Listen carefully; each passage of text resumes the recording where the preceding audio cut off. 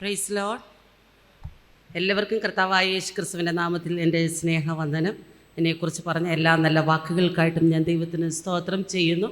ഇവിടെ ഇരിക്കുന്ന മിക്ക പേർക്കും ഞാൻ പരിചിതയാണ്, അതുകൊണ്ട് എന്നെ പരിചയപ്പെടുത്തേണ്ട പ്രത്യേക കാര്യമില്ല.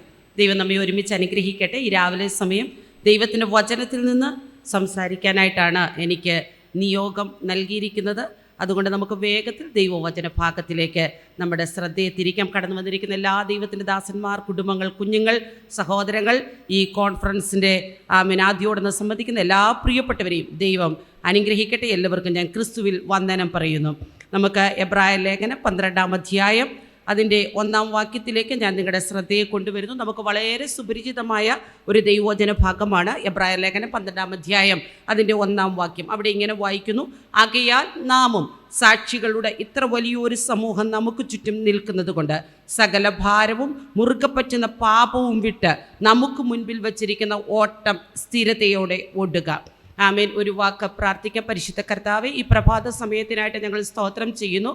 ഈ രാവിലെ ഞങ്ങൾ ദൈവവചനവുമായിട്ട് ദൈവസന്നിധാനം അടുത്തു വരുന്നു. ഇന്ന് പകൽ കർത്താവേ, ഞങ്ങൾ ദൈവത്തിൻ്റെ വചനം ഭക്ഷിക്കാൻ ഞങ്ങൾ കൃപ നൽകണമേ.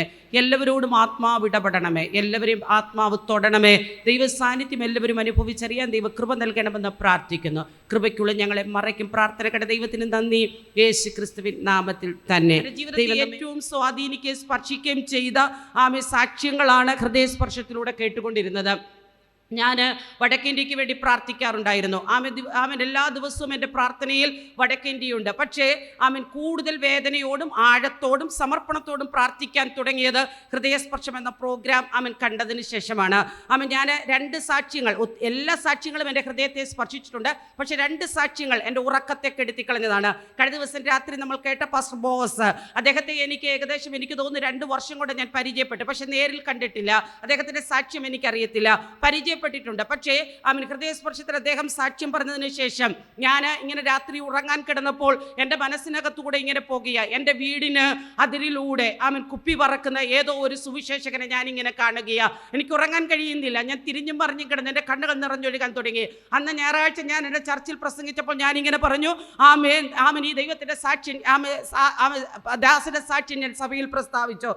കൂടുതൽ പ്രാർത്ഥിക്കാൻ ദൈവം എനിക്ക് അത് കരുത്ത് നൽകി. ജോസ് പാപ്പച്ചൻ പാസ്റ്ററും കുടുംബവും ജയിലിലേക്ക് പോയ ആ രാത്രിയും എനിക്ക് ഉറങ്ങാൻ കഴിഞ്ഞില്ല. ഞാനിങ്ങനെ ചിന്തിച്ചു, എൻ്റെ കൂട്ടാളിയോ എൻ്റെ സഹോദരനോ എൻ്റെ കുഞ്ഞോ ആണ് അവിടേക്ക് പോയതെങ്കിൽ ഞാൻ എങ്ങനെയായിരിക്കും അതിനോട് പ്രതികരിക്കുന്നത്.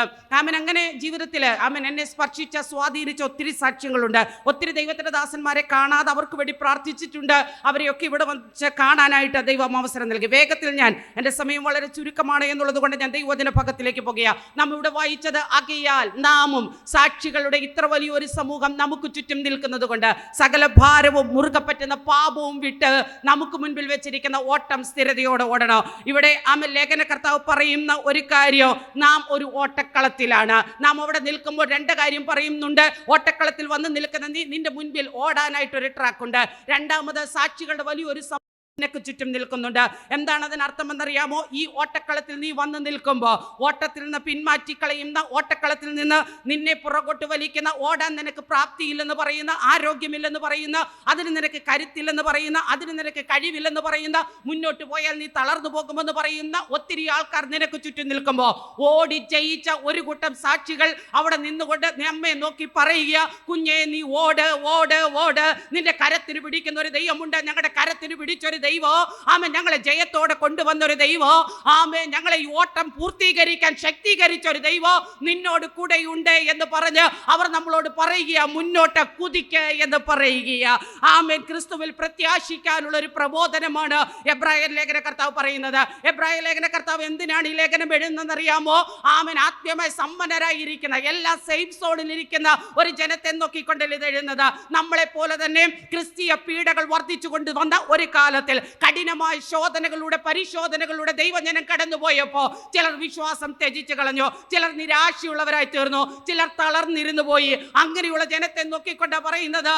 ലേഖനകർത്താവ് ഇവിടെ പറയുന്നത്, ഓടി തികച്ച് ജയിച്ച ഒത്തിരി പേർ അവിടെ നിൽക്കുകയാ. അതുകൊണ്ട് നീയും ഓട്, നിനക്ക് കരുത്തുണ്ട്.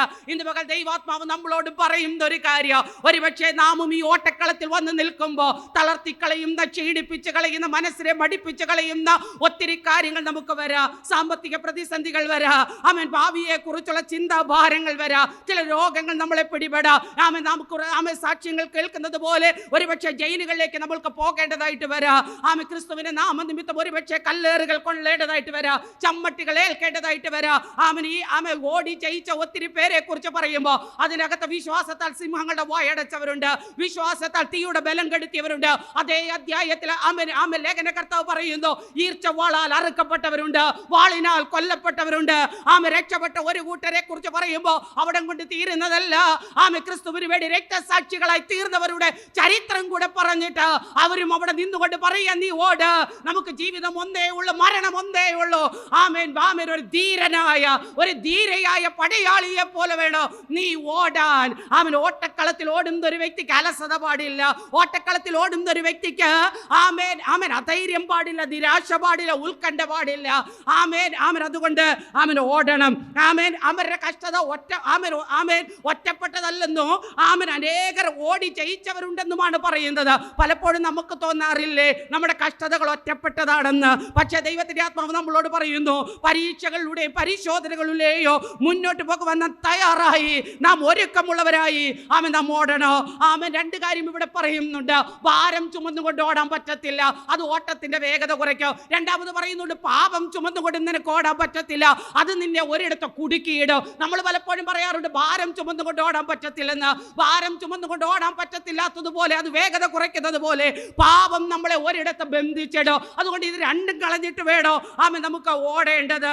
ആമേൻ നമ്മുടെ മുന്നിൽ വരുന്ന എല്ലാ തടസ്സങ്ങളെയോ ആമേൻ കളഞ്ഞിട്ട് വേണോ നാം ഓടാനായിട്ട് ഇടയായി തീരേണ്ടത്. വേഗത്തിൽ ഞാൻ പറഞ്ഞു പോകാം. ആമേൻ അപ്പോസ്തലൻ പൗലോസ് ആയിരിക്കണം ഈ ലേഖനം എഴുതിയ ലേഖനകർത്താവ്. പുരാതന ഗ്രീസിലെ ഒരു മാരത്തൺ ഓട്ടത്തെ മുന്നിൽ കണ്ടുകൊണ്ട് പറയുന്നത്, ആമേൻ ഈ ഓട്ടം ദൈർഘ്യമേറിയ ഓട്ടമാണ്, വേഗത്തിൽ ഓടിത്തീർക്കാൻ പറ്റുന്ന ഓട്ടമല്ല. ആമേൻ കിലോമീറ്ററുകൾ ഓടണം. ആമേൻ ഈ ഓടുന്ന വ്യക്തിയുടെ കയ്യിൽ ഒരു കത്തിച്ച വിളക്ക് ആമേൻ കൊടുക്കാറുണ്ട്. അതിനർത്ഥം ഈ വിളക്ക് അണയാതെ വേണം ഓടണം. ആദ്യം ഓടി മുന്നിലെത്തുന്നവരല്ല സമ്മാനം എന്ന് പറയുന്നത്.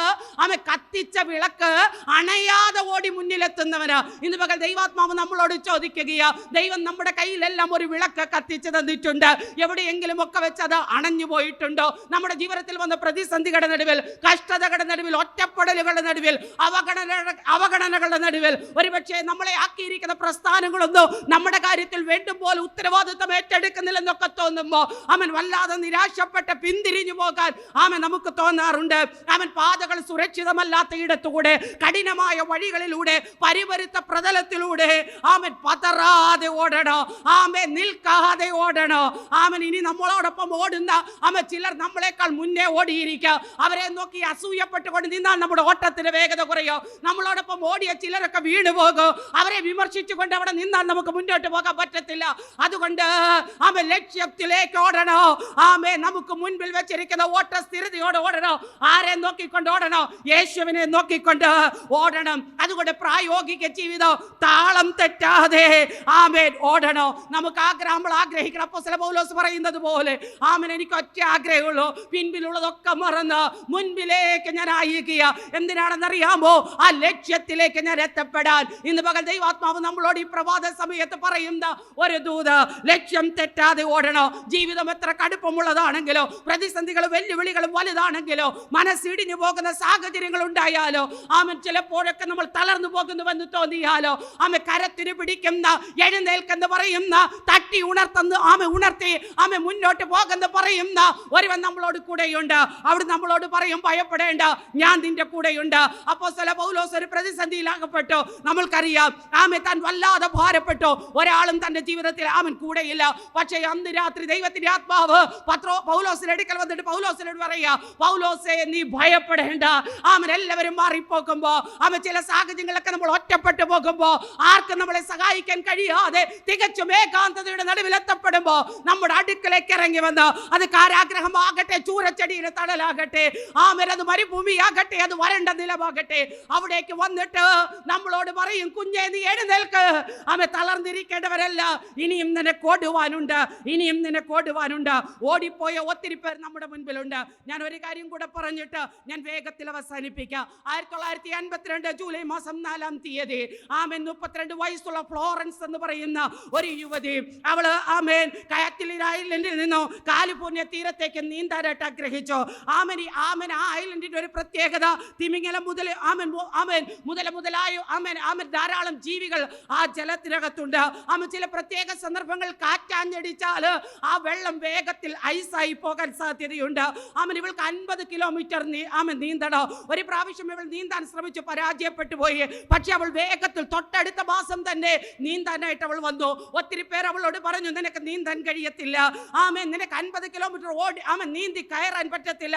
കാരണം വെള്ളം എപ്പോഴാണ് ഐസ് ആകുന്നതെന്ന് പറയാൻ പറ്റത്തില്ല, എപ്പോഴാണ് ജലത്തിലുള്ള ജീവികൾ നിന്നെ ആക്രമിക്കുന്നതെന്ന് പറയാൻ പറ്റത്തില്ല. നിന്റെ ജീവൻ പോലും നഷ്ടപ്പെട്ടു പോകാൻ സാധ്യതയുണ്ട്. പ്രതിസന്ധികൾ പലതും പറഞ്ഞവളെ മനസ്സിലാക്കാൻ ആൾക്കാർ ശ്രമിച്ചുകൊണ്ടേയിരുന്നു. പക്ഷെ അവൾ പിന്തിരിയാൻ തയ്യാറായില്ല. അവൾ വേഗം മുന്നോട്ട് നീങ്ങി. അവൾ നീന്താനായി തയ്യാറായി. അവളോടൊപ്പം ഒത്തിരി സുരക്ഷാ ഭടന്മാർ അവളോടൊപ്പം ബോട്ടിൽ യാത്ര ചെയ്തു. അപ്പോൾ അവളുടെ അമ്മ പറഞ്ഞു, അവരോടൊപ്പം പോകുന്നവരുടെ കൂട്ടത്തിൽ, സുരക്ഷാ ഭടന്മാരുടെ കൂട്ടത്തിൽ ഞാനും വരുന്നുണ്ട്. ഒരു കാര്യം അവിടെ നിന്നുകൊണ്ട് പറയാ, ഒരു അമേരിക്കൻ പൗരന് ആ രാജ്യം കൊടുക്കുന്ന ജീവന്റെ വിലയ്ക്ക് വിലയുണ്ടെങ്കിൽ, സ്വർഗത്തിലെ ദൈവത്തിന്റെ മക്കളായ നമ്മൾ ഏത് സാഹചര്യത്തിലൂടെ പോയാലോ ആഴിയം നോർക്കാതെ, ആഴമരായാതെ, അലകൾക്ക് തെല്ലും ഭയപ്പെടാതെ, ദൈവ ശബ്ദം കേട്ട് കാലം മുന്നോട്ട് വെച്ച നമ്മളെ സംരക്ഷിക്കാൻ എപ്പോഴും ദൂതന്മാരെ കൽപ്പിച്ചാക്കുന്നവനാണ് നമ്മുടെ ദൈവമെന്ന ആത്മാവ് ഇന്ന് രാവിലെ സമയം നമ്മളോട് പറയുക. അവൾ മുന്നോട്ട് കുതിച്ചു. അവളുടെ അമ്മ മേരിയും അവളെ അനുഗമിച്ചു. തീരം അടുക്കാറായപ്പോ പ്രകൃതി പ്രതികൂലമായി, വെള്ളം ഐസാകാൻ തുടങ്ങി. അവളുടെ കാലുകൾ കുഴയാൻ തുടങ്ങി. അവളുടെ കൈകൾ തളർന്നു. അവൾ ഉറക്കെ കരയാൻ തുടങ്ങി. അവൾ ഇങ്ങനെ വിളിച്ചു പറഞ്ഞു, അമ്മേ, എനിക്കൊട്ടും വയ്യ, എനിക്ക് മുന്നോട്ട് പോകാൻ കരുത്തില്ല, ഞാൻ ക്ഷീണിതയാണ്. പക്ഷെ അവളുടെ അമ്മ തല ഉയർത്തി നോക്കിയപ്പോ തീരം അവളുടെ അമ്മ കണ്ടു. ബോട്ടിൽ നിന്ന് അമ്മ തല ഉയർത്തി നോക്കിയപ്പോ തീരം കണ്ടു. അവളെ മേരി ഇങ്ങനെ വിളിച്ചു പറഞ്ഞു, ഫ്ലോറൻസ്, നീ വിചാരിച്ചതിനേക്കാൾ തീരം ഏറ്റവും അടുത്തിരിക്കുന്നു. നീ വിചാരിച്ചതിനേക്കാൾ തീരം ഏറ്റവും അടുത്താണ്. അതുകൊണ്ട് ഒത്തിരി നീന്താനില്ല. നീ ഇവിടെ വെച്ച് പരാജയപ്പെട്ട് പിന്തിരിഞ്ഞാൽ നീ എന്നത്തേക്കുമായി പരാജയപ്പെട്ടു പോയി. അതുകൊണ്ട് മുന്നോട്ട് കുതിക്കുക, നിനക്ക് കഴിയുമെന്ന് പറഞ്ഞു. അവൾ വേഗം മുന്നോട്ട് പോയി. അമ്മ പറഞ്ഞു, പിന്മാറരുത്, മുന്നോട്ട് കുഞ്ഞെ, മുന്നോട്ട് എന്ന് പറഞ്ഞു. അവൾ മുന്നോട്ട് കുതിച്ചവൾ കയറി. മീഡിയൊക്കെ അവളെ വളഞ്ഞു. അവളോട് ചോദിച്ചു, ആ വെള്ളം ഐസായ സമയത്ത് നിന്റെ കാലുകൾ കുഴഞ്ഞില്ലേ? അവൾ പറഞ്ഞു, കുഴഞ്ഞു. നിന്റെ കൈകൾ തളർന്നില്ലേ? തളർന്നു. നിനക്ക് മരണഭയം ഉണ്ടായില്ലേ? ഉണ്ടായി. മുന്നോട്ട് പോകാൻ കഴിയത്തില്ല നിനക്ക് തോന്നിയില്ലേ? തോന്നി. പിന്നെ നീ എന്തുകൊണ്ടാണ് നീന്താൻ തുടങ്ങിയത്? അവൾ പറഞ്ഞു, എന്റെ അമ്മ അവിടെ നിന്നോട് വിളിച്ചു പറഞ്ഞു, തീരം നീ വിചാരിച്ചതിനേക്കാൾ ഏറ്റവും അടുത്ത തീരം ഞാൻ കണ്ടിട്ടില്ലെങ്കിലോ ഒരു കാര്യം എനിക്ക് ഉറപ്പായിരുന്നു, തീരമുണ്ടേ എന്ന് ഞാൻ അറിഞ്ഞു. ഇന്ന് പകൽ ദൈവം നമ്മളോട് പറയുക, കുഞ്ഞേ, തീരം നമ്മൾ കണ്ടിട്ടില്ലെങ്കിലോ തീരം ഏറ്റവും അടുത്തിരിക്കുന്നു. നമ്മുടെ കണ്ണിൽ നിന്ന് കണ്ണുനീർ തുടയ്ക്കുന്ന, നമ്മുടെ വേദനകളെ മാറ്റുന്ന, സകല പ്രതിസന്ധികളെ എടുത്തു മാറ്റുന്ന, നമ്മെ മാർവോട് ചേർത്തടയ്ക്കുന്ന ആ നല്ല സുദിനം ഏറ്റവും അടുത്തിരിക്കുകയാ. അതുകൊണ്ട് പലപ്പോഴും പല പ്രിയപ്പെട്ടവർക്ക് സംഭവിക്കുന്ന ഒരു കാര്യമുണ്ട്. തീരത്തോട് അടുക്കുമ്പോ ഓട്ടം നിർത്തോ. നമ്മളങ്ങ് കിരീടം പ്രാപിക്കാനുള്ള അവസാന പോയിന്റിൽ എത്തുമ്പോ പലപ്പോഴും നമ്മൾ ഓട്ടം നിർത്തുന്നവരാ. ഇന്ന് പകൽ അവളുടെ വാക്കുകൾ വളരെ പ്രസിദ്ധമാ. ഇന്നും അവളുടെ വാക്കുകൾ പറയാറുണ്ട്, തീരം കണ്ടിട്ടില്ലെങ്കിലോ തീരമുണ്ടെന്ന് എനിക്കറിയാമായിരുന്നു. ഇന്ന് പകൽ ദൈവാത്മാവ് നമ്മളോട് പറയുന്നത്, ദൈവം നമ്മുടെ ദൈവമാ. നമ്മുടെ കണ്ണുനീരൊക്കെയും തുടയ്ക്കുന്ന ഒരു ദിവസം, നമ്മുടെ കണ്ണിൽ നിന്ന് കണ്ണുനീർ തുടയ്ക്കാൻ മാത്രമല്ല, നമ്മെ മാർവോട് ചേർത്തടയ്ക്കുന്ന ഒരു ദിവസം. പാട്ടുകാരൻ പറയുന്നില്ലേ, അവൻ വരുന്ന നാളിൽ എന്റെ കരം പിടിച്ച് തന്റെ മാർവോട് അടച്ചിടോ. ആ സുദിനം നമ്മൾ ഓർത്തു നോക്കിക്കേ. ഞാൻ പലപ്പോഴും പാടി ആശ്വസിക്കുന്ന ഒരു പാട്ടാ. ഒരുപക്ഷേ നമ്മുടെ ഈ തലമുറയിൽ കർത്താവ് വന്നാൽ നമ്മെ മാർവോട് ചേർത്തടയ്ക്കുന്ന ഒരു ദൈവം, നമുക്ക് വേണ്ടി കിരീടങ്ങളെ ഒരുക്കി വെച്ച് കാത്തിരിക്കുന്ന ഒരു ദൈവം. ദാനിയേലിനോട് ദൈവം പറയുന്ന ഒരു കാര്യമുണ്ട്, ദാനിയേലേ, നീയോ അവസാനം വരുവോളം പോയിക്കൊള്ളുക. നീ വിശ്രമിച്ച കാലാവസാനത്തെങ്കിൽ നിന്റെ ഓഹരി ലഭിപ്പാൻ എഴുന്നേറ്റ് വരോ. അപ്പോസ്തലൻ പൗലോസ് പറയുന്നു, ഞാൻ നല്ല പോർ പൊരുതി ഓട്ടം തികച്ചു, വിശ്വാസം കാത്തു. അവർക്കാ നീതിയുടെ കിരീടം. ആർക്കാ നീതിയുടെ കിരീടം?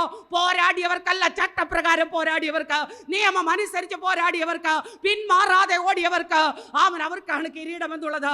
ദൈവം നമ്മളോട് പറയുന്നു, നമ്മളെല്ലാം ഒരു ഓട്ടക്കളത്തില. എങ്ങനെയും ഓടിയാൽ കിരീടം ലഭിക്കത്തില്ല. എങ്ങനെയും ഓടിയാൽ കിരീടം ലഭിക്കത്തില്ല. ഇവിടെ നമുക്ക് ഒത്തിരി സാക്ഷ്യങ്ങൾ പറയാൻ കാണോ, കഷ്ടതകളുടെ ഒത്തിരി വേദനകളുടെ ഒത്തിരി കാര്യങ്ങൾ പറയാൻ കാണോ. പക്ഷേ വിളക്കണഞ്ഞു പോയിട്ടുണ്ടോ എന്ന് സ്വയം ഒന്ന് ശോധന ചെയ്യണോ. എവിടെയെങ്കിലും എവിടെയെങ്കിലും ഒക്കെ തളർന്നിരുന്നിട്ടുണ്ടോ? ആമേൻ. വിളക്ക് കെട്ടുപോയിട്ടുണ്ടോ? സ്വയം ഒന്ന് ശോധന ചെയ്യണോ? ആമേൻ. പ്രിയമുള്ളവരെ, ദൈവം നമ്മളോട് ഇന്ന് രാവിലെ പറയുന്നത് തീരമുണ്ട്, അതേറ്റവും അടുത്തു വന്നിരിക്കുകയാ, അതേറ്റവും അടുത്തു വന്നിരിക്കുകയാ. അത് നാം പ്രാപിക്കാൻ പോകുക, അത് നമ്മൾ കാണാൻ പോകുക. യേശു ക്രിസ്തു നമുക്ക് നൽകിയ ഏറ്റവും അതിമഹത്തായ, ഏറ്റവും അതിപ്രധാനമായ വാഗ്ദത്തം എന്ന് പറയുന്നത്, ആമേൻ, ഞാൻ നിങ്ങൾക്ക് വേണ്ടി ഒരു സ്ഥലം ഒരുക്കാൻ പോകുക. ഞാൻ പോയി സ്ഥലം ഒരുക്കിയാൽ ഞാൻ ഇരിക്കുന്ന അതേ ഇടത്ത്, എവിടെയാണോ എൻ്റെ യേശുനാഥൻ ഇരിക്കുന്നത്, അതേ ഇടത്ത് അവിടുന്ന് നമ്മളെ ഇരുത്തോ. ദൈവത്തിന്റെ വചനം പറയും, ദൈവത്തിനെ സ്നേഹിക്കുന്നവർക്ക് വേണ്ടി ഒരുക്കിയിട്ടുള്ളത് അത് കണ്ണ് കണ്ടിട്ടില്ല, ചെവി കേട്ടിട്ടില്ല, ഒരു മനുഷ്യന്റെ ഹൃദയത്തിൽ തോന്നിയിട്ടില്ല. അതൊരു ഭൗതികമായ നന്മയെ കുറിച്ച് പറയുന്ന ദൂതല്ല, ദൈവം നമുക്ക് വേണ്ടി ഒരുക്കുന്ന നിത്യവാസ സ്ഥലത്തെ കുറിച്ചുള്ള ദൂത. ആമൻ. അതുകൊണ്ട് പ്രിയമുള്ളവരെ, ക്ഷീണിച്ചു പോകരുത്, തളർന്നു പോകരുത്, അധൈര്യപ്പെട്ടു പോകരുത്. ഓടുക മുന്നോട്ട്. വിശ്വാസത്തിന് നായകനോ പൂർത്തി വരുത്തുന്നവനുമായ യേശുവിനെ നോക്കുക. തളർത്തിക്കളയുന്ന സാഹചര്യങ്ങളെ ജയിക്കുക, ജഡത്തിന്റെ ഇഷ്ടങ്ങളെ ജയിക്കുക, അവൻ പ്രതിസന്ധികളെ ജയിക്കുക, പ്രതികൂലങ്ങളെ ജയിക്കാൻ ആത്മാവിന്റെ ബലം നമ്മൾ ഏറ്റെടുക്കണം. ഈ കോൺഫറൻസ് വിജയകരമായി ഓടാൻ നമ്മെ കരുത്തുള്ളവരാക്കുന്ന അവനൊരു കോൺഫറൻസ് ആയി മാറട്ടെ. എന്നെ കേൾക്കുന്ന പ്രിയപ്പെട്ടവരാരെങ്കിലും ജീവിതത്തിൽ ക്ഷീണിച്ചിരിക്കുന്നുണ്ടെങ്കിൽ, മനസ്സും അടുത്തിരിക്കുന്നുണ്ടെങ്കിൽ, ഒറ്റയ്ക്കായി പോയെന്ന് തോന്നുന്നവരുണ്ടെങ്കിൽ, ദൈവം പറയുന്നു, ചേർത്ത് പിടിക്കുന്ന ഒരു അപ്പൻ നിന്റെ കൂടെയുണ്ട്, മാർവോട് അണയ്ക്കുന്ന ഒരു അപ്പൻ നിന്റെ കൂടെയുണ്ട്, ഭയപ്പെടേണ്ടെന്ന് പറയുന്ന ഒരു അപ്പൻ നിന്റെ കൂടെയുണ്ട്. ഏത് പ്രതിസന്ധിയിലും ഇറങ്ങി വന്ന് നിനക്ക് വേണ്ടി പ്രവർത്തിക്കാൻ കഴിയുന്ന ഒരപ്പൻ നിനക്ക് കൂടെയുണ്ട്. അതുകൊണ്ട് വിശ്വാസത്തിന് നായകനോ പൂർത്തി വരുത്തുന്നവനുമായ യേശുവിനെ നോക്കി നമ്മുടെ മുൻപിൽ വെച്ചിരിക്കുന്ന ഓട്ടോ സ്ഥിരതയോടെ ഓടുവാൻ ദൈവം നമ്മളെ ഏവരെ സഹായിക്കട്ടെ എന്ന് പറഞ്ഞുകൊണ്ട് അവൻ എനിക്ക് അവസരം നൽകി തന്ന പ്രിയപ്പെട്ടവരോട് നന്ദി പറയുന്നു. ദൈവം നമ്മെ ഒരുമിച്ച് അനുഗ്രഹിക്കുമാറാകട്ടെ.